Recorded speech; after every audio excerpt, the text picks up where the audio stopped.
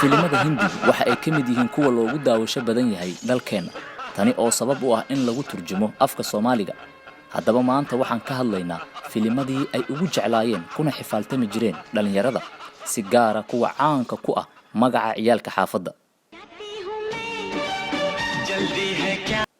durba garatay labada aktar ee heestan wada qaadaya waa Shahruqan oo la heesaya Kajol filimkuna waa Karan iyo Arjun oo ay wada jilayaan Salman Khan Shahruqan Kajol iyo Mamta Kulkarni waxaa la qabtay 1995 heesaha qisada iyo habjiliinka aktarada ka sokow waxyaabaha dhalinyarada ay ku xiiseen jireen filimkan ayaa ah qaybta dhexe marka ay labada atoore inta ismaan dhaafaan midba kan kale uu la dagaalayo walow jiliinku uu yahay haddana waagaas ciyaalka xaafaddu waxa uu mid kasta u damqasho iyo dareen nixi jiray aktarka uu taageero haddii midkood laga tiro bato inta goor ee feerka lagu dhuftay ama laadkuba taageerayaashu waxay uga dhigneed guuldaro weyn maadaama filimka kadib la falanqeynayo sida looga adkaaday atoorihii uu taageerayay haddii ay bir isbedelaan aashita ayaan ku noqonayaa haddii aan weerar ku qaadana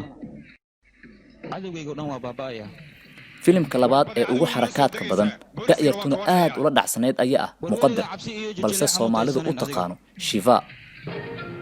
waxaa jilaa ka ahaa Mithun Chakraborty halka Atrisho ay ka ahayd Ayesha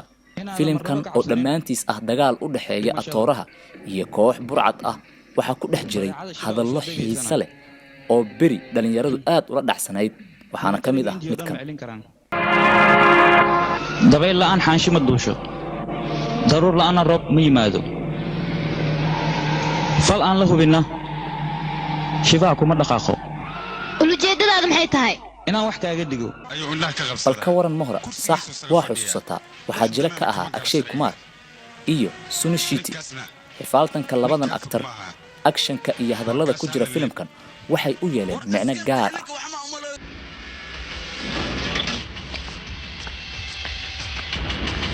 istaag fishal banaanka mid ayaa yaala anigana waxaan raadinayaa qofkii dilay iga raali noqo arrintan aniga wax ma kaaga qaban karo